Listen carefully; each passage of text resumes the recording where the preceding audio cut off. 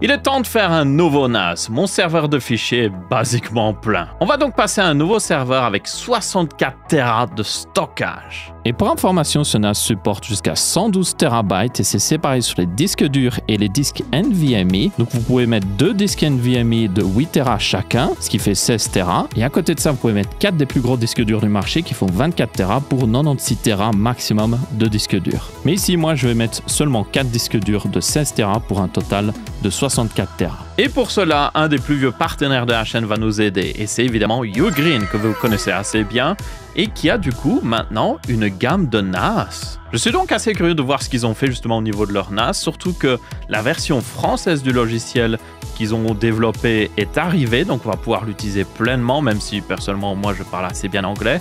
Si vous en achetez un maintenant sur Amazon ou sur leur site web, vous aurez du coup la possibilité de l'avoir en français, ça c'est plutôt cool. Et petite chose intéressante avec Ugreen, c'est que techniquement leurs NAS sont des ordinateurs. Vous pouvez utiliser le logiciel qui est intégré, qui marche très bien, mais vous pouvez installer ce que vous voulez dessus. Le BIOS est déverrouillé et tout, donc c'est plutôt intéressant. Après là, c'est plus pour les bidouilleurs. Mais c'est juste pour montrer un petit peu les possibilités déjà avec justement ce système. Sans plus tarder, passons à l'unboxing du NAS pour voir justement ce qu'on a dans la boîte. Donc, on va l'ouvrir. Le voici donc, le DXP 4800 Plus, à savoir qu'il y a une version non plus, qui est un petit peu moins chère du coup, mais un petit peu moins puissante aussi. Ça semble logique. On a une petite étiquette qu'on peut juste enlever pour l'ouvrir. Et voilà, donc première boîte d'accessoires, je suppose. Pas mal de protection, la meilleure mousse possible ici, toujours mieux que de la frigolite. Et nous avons directement le NAS. Regardons d'abord aux accessoires. D'abord, le manuel et la garantie. Bon, ça peut être intéressant. Après, vous avez aussi le manuel en ligne. Et évidemment, le manuel est disponible dans diverses langues. Comme ça, vous pouvez setup le NAS sans problème. On a de l'anglais, de l'allemand, du chinois. Alors, la version française du logiciel vient de sortir. Donc, certainement, dans un futur proche, ils vont aussi mettre à jour le manuel avec une version française qui sera tout à fait logique. Après, vous pouvez certainement trouver le manuel en français déjà sur le site. Après, quand on va le setup, évidemment, on pourra mettre le logiciel en français et ça nous aidera à ce niveau-là. Après ça, on a l'alimentation et ça, point très important, elle est externe et ça, c'est très important selon moi parce que s'il y a un problème avec l'alimentation, quand elle est dans le NAS, c'est beaucoup plus difficile de la remplacer. Si c'est une brique extérieure, c'est beaucoup plus facile à remplacer. Et du coup, nous avons une alimentation de 150 watts, ce qui est largement suffisant pour 4 disques durs et le processeur qu'on a dedans. Ça semble logique. Et c'est une alimentation DC classique. Donc, vous pourrez trouver facilement une alimentation pour remplacer ça. Et ça fonctionne en combien de volts? Juste pour info, 19 volts. Très classique aussi. On a un tournevis de fourni avec. Nice, ok. Petit tournevis qui permettra certainement de démonter ou remonter justement certains accessoires. On verra ça après si on en a besoin, mais en toute logique pour les disques durs, ça devrait aller. Nous avons ensuite 2 câbles Ethernet pour pouvoir brancher le NAS, qui semble logique. C'est même assez généreux d'en avoir 2. Et puis après, nous avons... Oh, alors là, je n'ai jamais vu des pads thermiques aussi épais. La vache, ok, donc c'est des pads thermiques, je suppose. Il y a du plastique de chaque côté, mais c'est vraiment... C'est le même genre de pads thermiques que vous auriez sur une carte mère pour refroidir le SSD. Donc là, je suppose c'est justement pour pouvoir installer des SSD NVMe dans le NAS pour faire un cache pour accélérer le NAS. Et donc, ils vous fournissent des pads qui vous permettront de tout simplement transférer la chaleur qui sort des SSD vers un radiateur. Ok, maintenant on peut passer au NAS. Voici donc notre magnifique NAS. Directement, on peut voir les 4B en façade, évidemment, pour 4 disques durs. Donc, ce NAS, pour information, peut avoir jusqu'à 112 TB qui sera séparé sur 4 disques durs différents. Je reprécise qu'on peut mettre 4 disques durs de 24 Tera chacun pour 96 Tera au total, plus les 2 SSD NVMe de 8 Tera. Donc en théorie, ça nous donnerait au total 112 Tera. Mais ici, évidemment, moi j'en ai 64. Vous avez un slot SD à l'avant, ça c'est plutôt cool, pour peut-être justement transférer vite fait des fichiers d'une caméra, un USB type C, un USB type A. Vous avez le bouton Power ici pour l'allumer, évidemment. En bas, on a justement une trappe qui est accessible. Donc ça, je suppose que ça permettra de mettre des SSD NVMe ici, directement sur la carte mère qui doit être sur le bas. Donc ça, c'est plutôt intéressant, on y regardera après, justement. Derrière, nous avons un HDMI, nous avons ensuite plusieurs ports USB, 2 ports Ethernet, il y en a un qui fait du 2,5 gigabits, l'autre fait du 10 gigabits, ce qui est plutôt rare sur ce genre de NAS, à ce prix-là en tout cas. Vous avez ensuite tout simplement le port d'alimentation DC, et puis on a aussi un reset, pour quelqu'un qui voudrait justement reset son NAS, vous pouvez le faire ici. Et comme vous pouvez voir, le filtre ou plutôt l'entrée d'air se fait via un ventilateur avec un sacré diamètre. D'habitude, sur les NAS, vous avez des petits ventilateurs de 80-92 mm. C'est pas toujours les plus silencieux. Là, ça doit être du 120 mm. Attendez, je peux mesurer. C'est du 120 mm et c'est standard du coup. Donc si ma foi vous voulez encore plus de silence, vous pouvez mettre un Noctua ou je ne sais quoi. Ça pourrait être intéressant. Après, on verra bien aussi si le ventilateur qu'ils ont choisi par défaut est suffisamment silencieux. On revient en façade avec les tiroirs, c'est plutôt simple. Vous appuyez ici pour sortir un tiroir et directement, vous avez accès à ce tiroir-là pour installer un disque dur. Plutôt simple, efficace. On a fini d'installer un disque dur, on pourra le remettre. Et c'est la même chose pour tous les tiroirs. Mais justement, enlevons tous les tiroirs, parce que de toute façon, plus tard, pour l'installation, on devra le faire. Ils sont numérotés, mais c'est pas... Il n'y a aucune partie intelligente dans le tiroir, donc vous pourriez les inverser, même si ce serait, selon moi, pas aussi beau si les numéros étaient dans le désordre, mais bon. Et là, on peut voir un petit peu le backplane, justement. C'est assez ouvert, et on peut voir que l'air peut passer justement du ventilateur et repasser sur le côté des disques durs pour justement les refroidir. Tant que je suis là, je vais un petit peu voir à l'intérieur. Donc là, on a 2 vis. Hop. Et quelque chose qu'on ne verra pas, mais qui est évidemment à l'intérieur, c'est le processeur. Donc, c'est utilisé un Pentium Gold 8505. C'est un processeur 5 cœurs. Ça peut paraître particulier, mais c'est parce qu'il a un cœur haute performance et il a aussi du coup 4 cœurs haute efficacité énergétique. Donc je pense que c'est le meilleur compromis pour un NAS. Le cœur haute performance vous permettra de faire tourner des tâches plus complexes et puis les cœurs haute efficacité énergétique feront tourner le NAS de manière générale et il restera efficace au niveau énergétique. Ce processeur tourne à 15 watts minimum et il peut aller jusqu'à 55 watts maximum pour ceux qui se demandent. Donc là on a accès à la RAM directement. C'est des slots SODIMM classiques, donc vous pouvez mettre n'importe quelle RAM SODIMM compatible avec ce processeur, donc ça c'est génial à voir. Pas de RAM propriétaire ici. Vous avez les 2 slots NVMe M.2 ici directement accessibles. Et du coup, je suppose que le pad thermique fait contact avec cette petite plaque en métal pour justement aider un petit peu à dissiper. Il n'y a pas beaucoup plus à voir, ça reste assez simple ici, mais il y a le plus important, vraiment, les SSD NVMe, la RAM, et pour le reste, évidemment, on accède au disque dur via l'avant. Et donc, c'est à peu près tout. Voilà le NAS entièrement, on va dire, démonté, avec tout ce que vous pouvez accéder, et justement, tout ce que vous pouvez rajouter, tout ça. Donc, c'est plutôt intéressant, selon moi. Maintenant qu'on a fait le tour du propriétaire, on va passer à l'installation de ce NAS. C'est selon moi le plus intéressant. Donc, on va évidemment mettre des disques durs dedans. Ce serait plutôt important pour un NAS. Et pour ceux qui se demandent quel genre de disque dur on va utiliser, donc j'ai acheté 4 disques durs qui étaient à un plutôt bon prix en ligne. Ce sont des disques durs pour information de 16 Tera, si je me souviens bien. Oui, j'avais pris du 16 Tera. Donc au total, on en a 4, 16 x 4. Ça nous fait une capacité de 64 Tera. Mais évidemment, on va utiliser le RAID pour avoir un petit peu de redondance au niveau des données. Donc à mon avis, je pense que je vais mettre 2 disques en redondance. Ça peut paraître énorme de perdre la moitié de la capacité de stockage. Le but, c'est pas d'avoir une énorme capacité de stockage parce que déjà là, je vais avoir 3 fois plus de stockage si j'utilise seulement 2 disques pour vraiment stocker. Donc, c'est déjà une énorme upgrade. Mais si je le voulais, oui, je pourrais carrément avoir là plus de 48 Tera de stockage. Mais là, non, j'ai pas besoin d'autant de stockage, honnêtement. Je préfère la redondance des données, justement. Et ça, c'est du coup un disque marque blanche de chez Toshiba. Donc, c'est le genre de disque que vous pouvez acheter en masse pour mettre dans un data center. Et pour information, du coup, oui, c'est du 16 Tera. À tenir compte ici que Ugreen supporte tous les disques durs du marché, peu importe la marque, et ils font des mises à jour régulières pour supporter les nouveaux disques qui pourraient sortir. Et évidemment, vous avez accès à toutes les fonctionnalités du disque dur, notamment les informations smart pour vérifier la durée de vie. Alors, je ne sais plus exactement le modèle, mais je vous le mettrai en description pour ceux qui seraient intéressés. Donc oui, c'est un modèle de 16 Tera. Et normalement, il a des vitesses de 7200 tours par minute, donc il est quand même fait pour être rapide. Toshiba est quand même réputé pour avoir des disques des fois qui sont un peu bruyants, mais par contre, ils ont une très bonne durée de vie. Donc ces Toshiba sont plutôt bons, même s'ils seront un petit peu bruyants, mais ce sera dans une autre pièce, donc je m'en fiche un petit peu. Et du coup, oui, on va juste les démonter, je suppose. Aussi, je devrais peut-être remettre la plaque en dessous, parce que c'est pas comme si j'allais mettre des SSD. J'ai mes 4 disques durs, on va passer à l'installation. Je vais quand même regarder le manuel pour être sûr de ne pas faire de bêtises, mais en toute logique.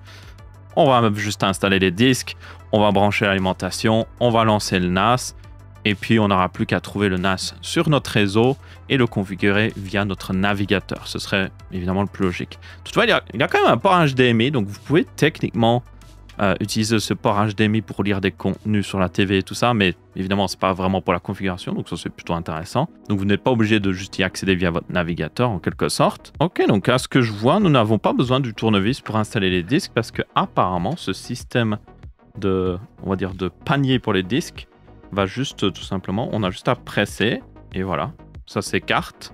Donc comme vous pouvez voir, je presse ici, j'écarte et automatiquement on a plus d'espace et on peut glisser le disque dur. Et donc en toute logique aussi, les disques doivent être face vers le bas avec les ports vers l'arrière. Ça semble logique parce que les ports SATA sont à l'arrière du NAS.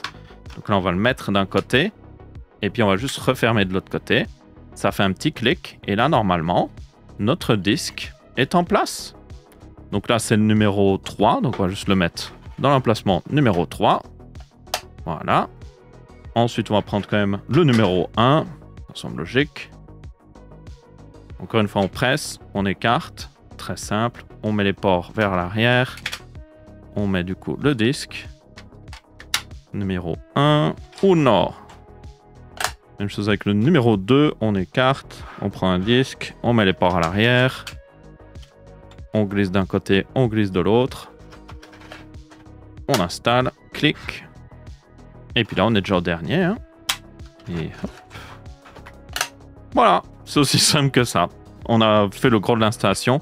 Il y a une petite clé qu'ils fournissent, tout en métal, qui est plutôt quali, qui vous permet de tout simplement verrouiller les caddies. Alors, c'est pas une sécurité, on va dire, qui empêchera quelqu'un de prendre un disque. C'est plus pour les verrouiller en place, au cas où vous avez un enfant qui viendrait presser les boutons, ou même un animal de compagnie, on ne sait jamais. Comme ça permet de les garder verrouillé à l'intérieur du NAS. Et ça, c'est quand même assez important.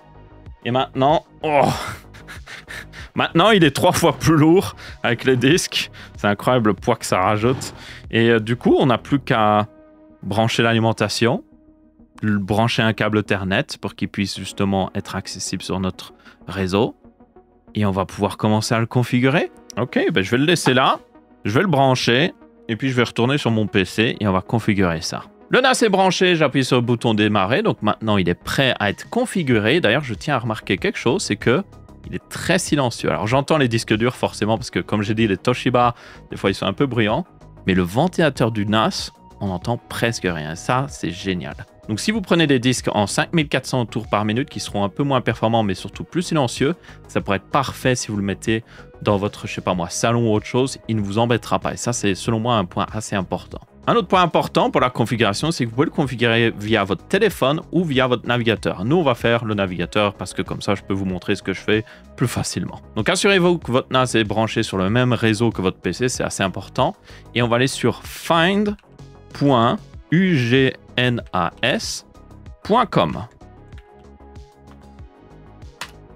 On valide et automatiquement, il va rechercher s'il y a un NAS sur votre réseau. Et comme vous pouvez voir, on a trouvé le DXP 4800+, et donc on va pouvoir le configurer. Donc on va faire Connect. Elle me dit que le NAS est non initialisé, ce qui est logique. On va commencer à le configurer. Apparemment, je dois accepter les termes d'utilisation, ce qui est plutôt classique. On va faire Start. Donc là, c'est le nom de notre NAS. Vous pouvez voir d'ailleurs aussi que le logiciel en anglais jusqu'à maintenant, c'est parce que j'ai une version qui date d'avant la sortie du logiciel en français, tenez-en compte, mais dans le futur, si vous achetez un NAS Ugreen, surtout sur Amazon.fr ou via leur site web, vous aurez la version française aussi disponible. Donc là, on va juste laisser le nom par défaut. Ensuite, on a le nom d'administrateur. Bon, pour le nom, on va choisir Aurélien, voilà. Mot de passe, alors il faut une majuscule certainement, ainsi que des nombres, donc on va faire un bête mot de passe. Tenez compte que c'est un compte local, évidemment, vous n'êtes pas en train de faire un compte sur un site web, mais assurez-vous quand même d'avoir un mot de passe un minimum sécurisé. Et puis on va faire Next. On peut du coup créer un compte avec Ugreen Cloud qui nous permet d'accéder à distance à notre NAS. Donc ça peut être plutôt intéressant. Mais vous pouvez skip cette partie si vous ne voulez pas justement accéder à distance à votre NAS. Si vous voulez qu'il reste vraiment local, mais vous pouvez faire skip.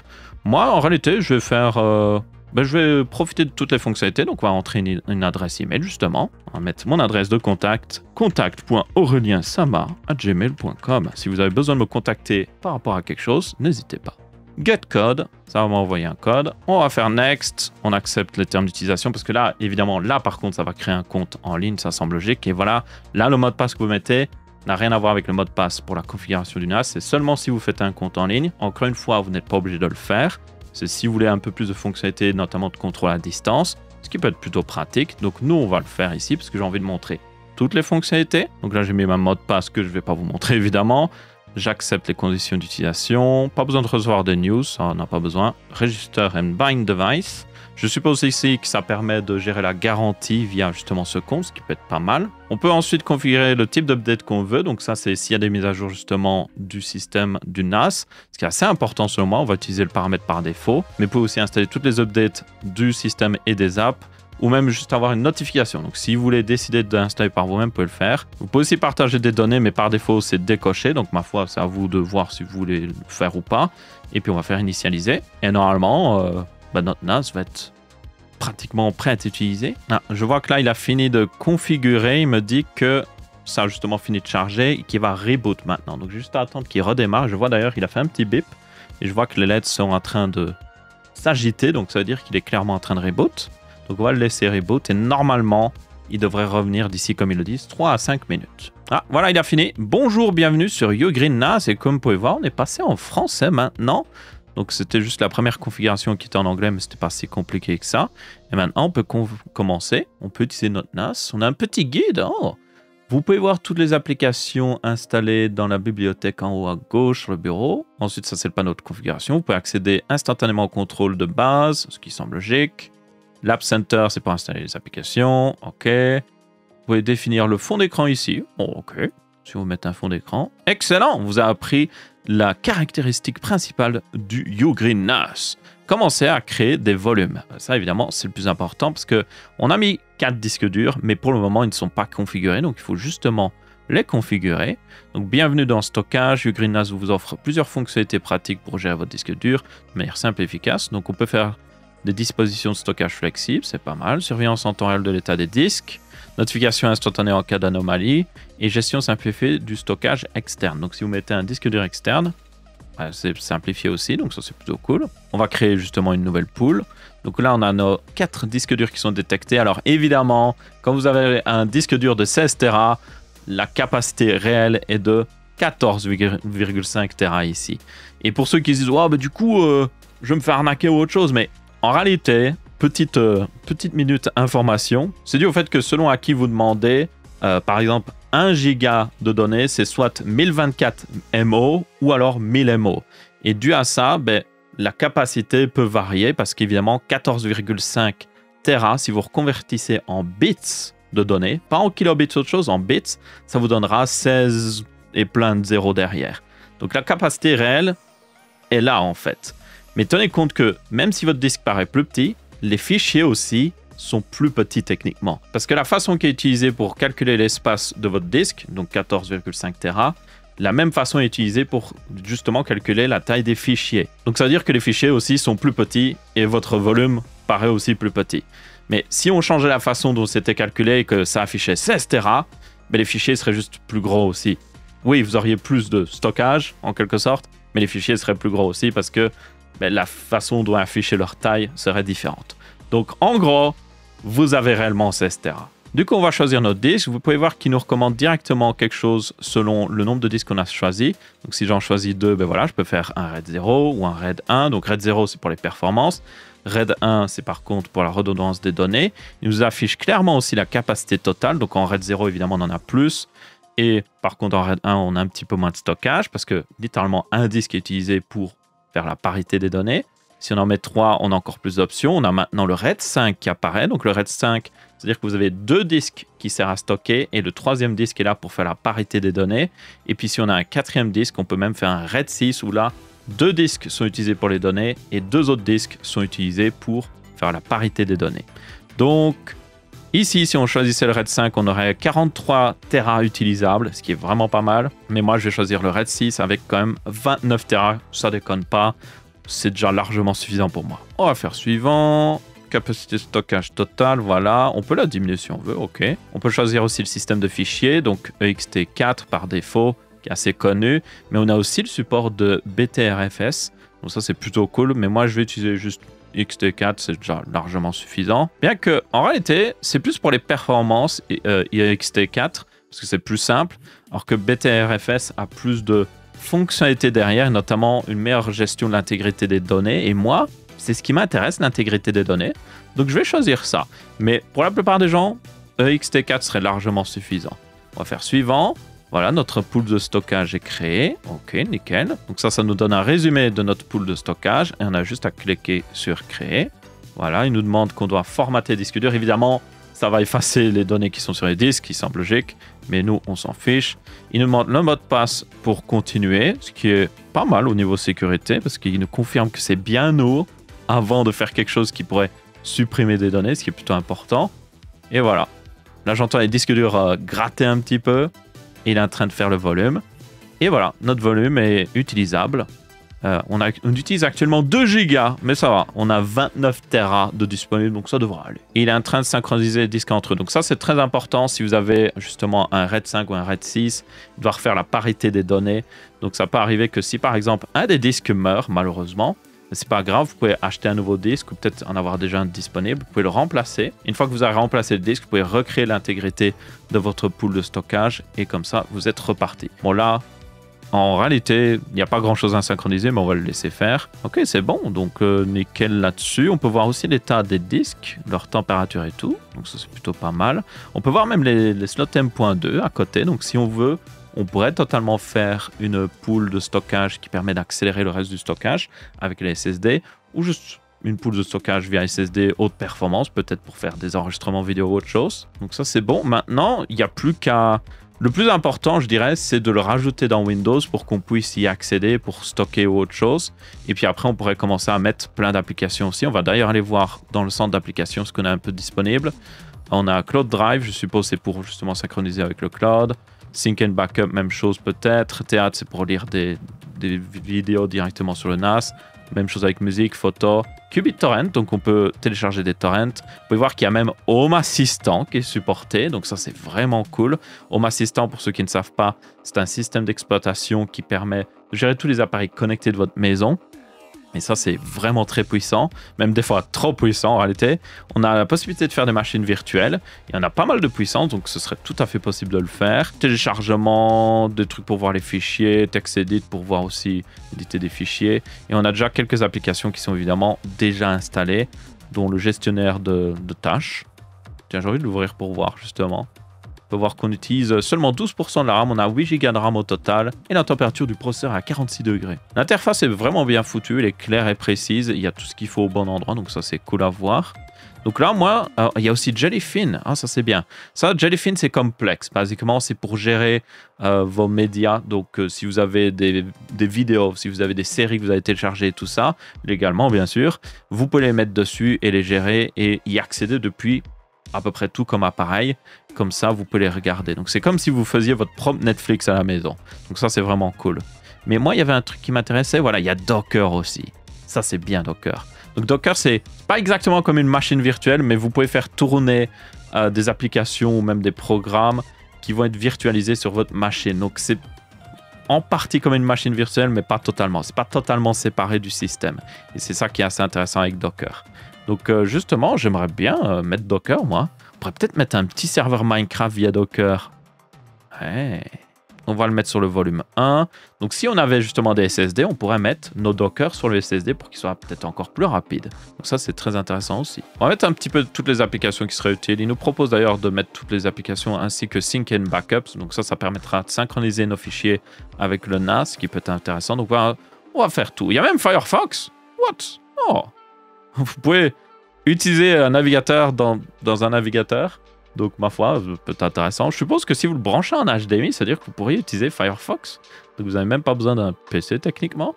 Ok, nice. Mais du coup, nous, on va aller dans Fichier en attendant que c'est en train de configurer tout ça. On a d'ailleurs un petit tuto qui nous dit comment faire. Donc, ça, c'est assez intéressant. Voilà.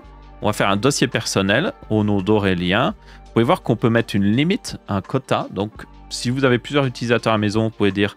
Ah ben tiens, toi tu as le droit à 500 Go, toi tu as le droit à 600 Go, donc c'est vraiment pas mal. On peut choisir l'emplacement justement du dossier personnel sur le volume 1, ça semble logique. Voilà, on va faire notre dossier personnel et maintenant nous avons un dossier Aurélien dans lequel on pourra mettre tous nos documents. Et ça semble logique, si vous faites plusieurs comptes utilisateurs pour plusieurs personnes à la maison, bien chacun verra son dossier sur son PC une fois que c'est configuré, en tout cas sur leur PC. Donc ça permet aussi de séparer les fichiers. Hein. Donc moi, je ne pourrais pas voir les fichiers d'une autre personne.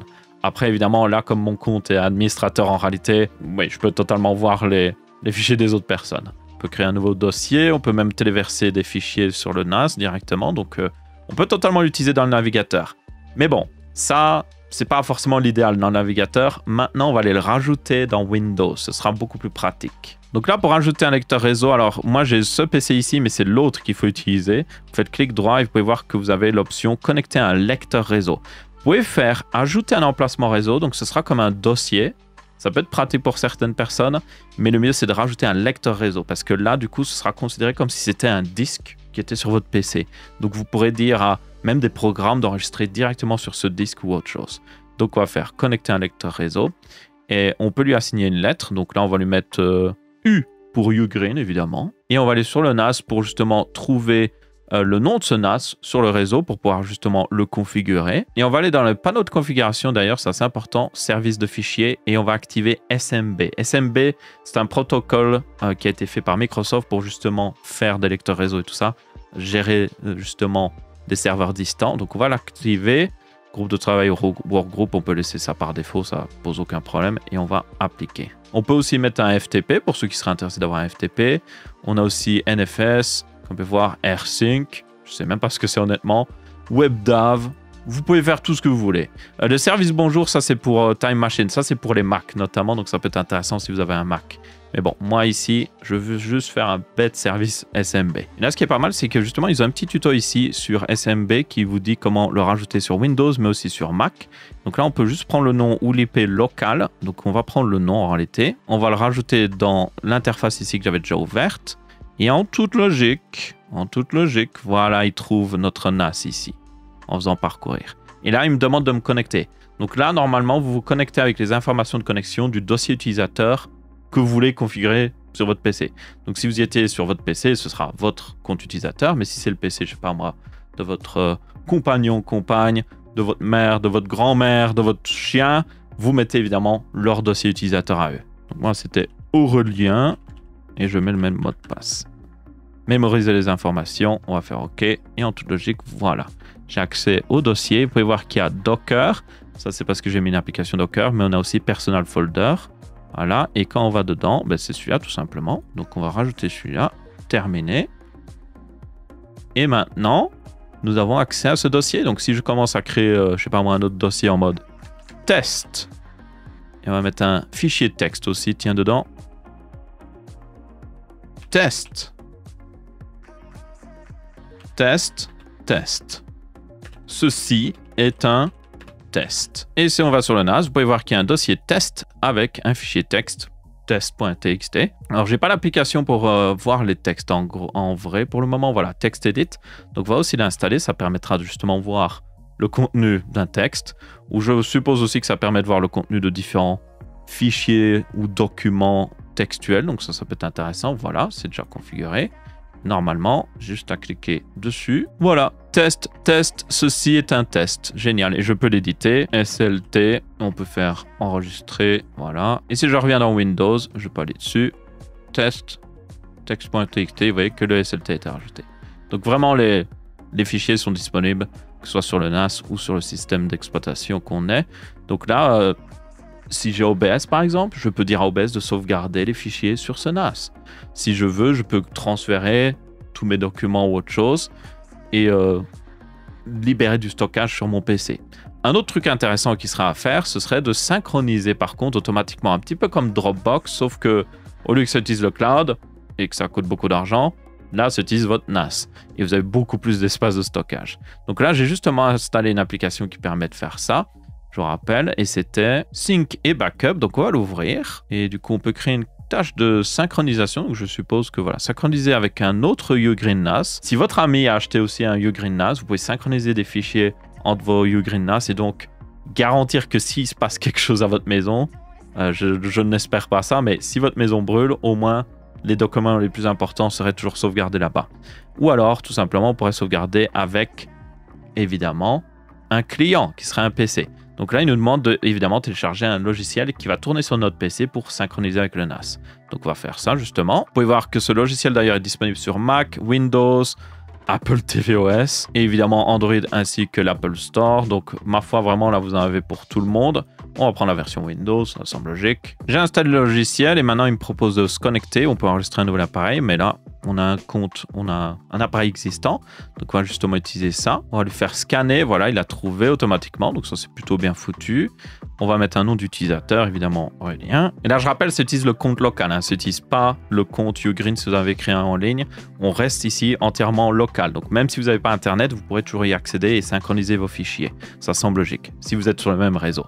Donc là on va se souvenir, on va faire une connexion automatique. Et là on a un peu la même interface au final qu'on avait dans le navigateur, mais sous forme d'une application. On va lui autoriser ça.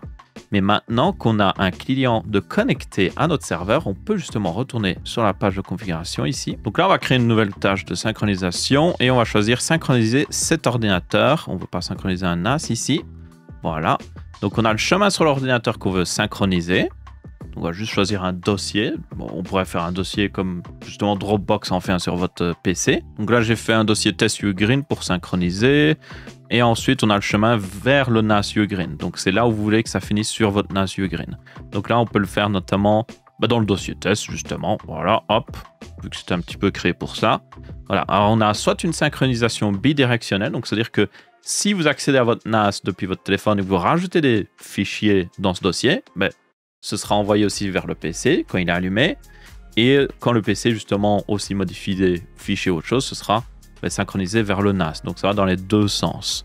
Donc, on veut justement ça. C'est en général ce qu'il y a de mieux. Mais si vous le voulez, vous pouvez juste synchroniser ce qui est modifié sur le NAS vers le PC ou justement l'inverse. Mais en général, bidirectionnel est certainement la meilleure façon de le faire. Ensuite, on a une synchronisation en temps réel. Ça, ce sera un petit peu plus lourd, évidemment, sur le NAS. Ou vous pouvez faire une synchronisation manuelle. Manuel, je ne recommande pas forcément parce que vous allez oublier de le faire. On va être honnête, vous allez oublier de le faire. Mais évidemment, ça ne le fera que s'il détecte un changement dans le dossier. Donc, la plupart du temps, tant qu'il n'y a pas de modification faite dans le dossier, ça devra aller. Donc, on va faire ça. Suivant.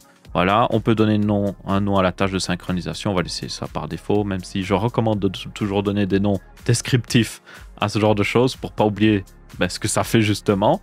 Et on peut en faire plusieurs. Hein. Si vous voulez synchroniser, je sais pas moi, votre dossier document vers un dossier document sur NAS, vous pouvez le faire. Même chose avec musique, vidéo, peut-être un dossier d'un jeu ou peut-être un dossier Minecraft, par exemple. Si vous jouez à Minecraft, vous pouvez faire ça. Moi, c'est ce que je fais notamment avec mon ordinateur. Je synchronise vers différents dossiers. Comme ça, même s'il y a un problème avec mon PC, même si mon PC meurt, j'ai toujours tous mes fichiers importants sur le NAS. Donc là, c'est bon. C'est déjà prêt à synchroniser. Donc, on peut tester ça, justement. Donc, si je crée des nouveaux dossiers, je sais pas moi, blablabla. Voilà, on va mettre un .wav. Et normalement, en toute logique, si on va sur l'application fichier sur le NAS et qu'on va dans test, il va au bout d'un moment synchroniser. Vous voyez qu'il a déjà synchronisé le dossier et quand il aura fini, il va aussi du coup mettre le fichier .wav que j'ai enregistré dans le dossier en toute logique. Donc ça, ce sera fait sans que j'ai besoin de le faire, sans que j'ai besoin de cliquer sur un bouton, ce qui est très important parce que si vous devez synchroniser manuellement, vous allez oublier de le faire et vous allez vous rendre compte que quand vous allez vraiment perdre des documents importants, c'est là où vous aviez oublié justement d'appuyer sur le bouton synchroniser depuis des semaines ou autre chose. Donc, faites-le automatiquement. Et voilà, le .wav est justement synchronisé sur le NAS. Donc là, c'est bon. Mes documents dans ce dossier sont maintenant sécurisés via mon NAS. Donc ça, c'est plutôt cool. Et donc, si je le supprime aussi, ça semble logique. Voilà, supprimer. Bim. Normalement, là, je suis dans le dossier sur Windows. En toute logique, le fichier devrait disparaître au bout d'un moment. Voilà, il a disparu. J'ai fait F5 parce que des fois Windows ne met pas à jour. Mais en faisant F5, vous pouvez voir que le fichier a disparu. Donc ouais, ça marche aussi dans ce sens-là, évidemment, si vous supprimez aussi des fichiers ou des dossiers. Ok, donc ça, c'était le plus important selon moi. Faire de la synchronisation avec votre NAS, configurer un dossier utilisateur. Maintenant, le reste, c'est vraiment bonus. Mettre une application comme Jellyfish pour faire un serveur multimédia ou peut-être mettre, je sais pas moi, QBitTorrent justement pour faire une seedbox, tout est possible. Et donc voilà, ça c'est mon nouveau NAS Ugreen. Je vais continuer de configurer un petit peu les choses dessus, surtout faire de la synchronisation entre mon PC justement le NAS, parce que c'est selon moi le plus important pour moi, à mon utilisation en tout cas. C'est comme ça que j'utilise surtout mon NAS personnel, on va dire. Et je vais aussi rajouter des dossiers de synchronisation pour les autres personnes de la famille. Parce que je peux vous jurer qu'il y a des personnes qui ne savent pas faire de backup. Et ça ne fera pas de mal justement d'avoir un NAS derrière qui backup en permanence leurs dossiers et surtout leurs documents importants. Parce que je vous jure, c'est arrivé plus d'une fois que quelqu'un a perdu des documents. Hein? Je regarde mon père là, notamment. Même s'il ne va pas regarder la vidéo. Et donc, comme vous pouvez voir, l'offre Ugreen est très intéressante. Selon moi, vous avez à peu près pour tout le monde. Si vous voulez un NAS 2B, ils en ont un. Si vous avez besoin d'un NAS 4B, ça existe. Et même des NAS 6B, ça existe totalement. Et selon tous les niveaux de puissance et aussi de prix. Donc, il y a vraiment une offre pour à peu près tout le monde. Leur logiciel au niveau NAS est très complet aussi. Ils continuent toutefois de rajouter encore plus de fonctionnalités. Donc, si vous trouvez qu'il manque un petit quelque chose, c'est fort probable que d'ici quelques mois, ils le rajoutent. Mais selon moi, il y a déjà plus de 90% de ce que les gens utiliseraient sur un NAS. Synchronisation de fichiers, faire un serveur multimédia avec Jellyfin notamment, faire une seedbox avec QBitTorrent. Et comme vous avez le support de Docker, vous pouvez rajouter énormément de choses derrière. Je suis donc vraiment curieux de voir ce que Ugreen va faire au niveau de leur NAS. Donc ma foi, je ne manquerai pas de vous donner un petit peu des rapports de temps en temps sur l'évolution parce que ce NAS que je viens de faire aujourd'hui, il va rester ici pendant de nombreuses années. Mon serveur principal surtout pour mes fichiers personnels. Et donc je ne manquerai pas de regarder justement l'évolution du logiciel. Encore merci à Ugreen d'avoir sponsorisé cette vidéo. Si vous l'avez bien apprécié, vous pouvez laisser un pouce bleu. Si ce n'est pas le cas, vous pouvez laisser un pouce rouge. On se retrouvera pour une prochaine vidéo et je vous dis ciao ciao.